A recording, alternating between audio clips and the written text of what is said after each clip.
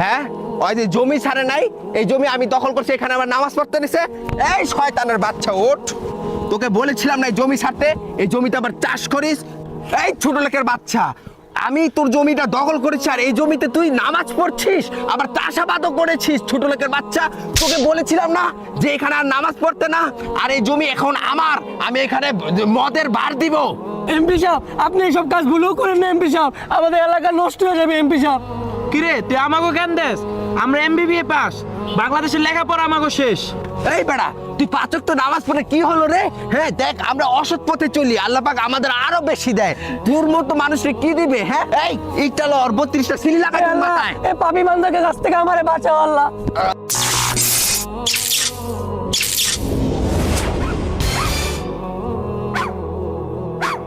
আয় হায়, আমরা তো কুত্তা হয়ে গেলাম গা। রে কেমনে কি হইলো? ওই রহিম ভাই, আমাদেরকে মাফ করে দেন, আমরা এখন থেকে ভালোর পথে চলবো।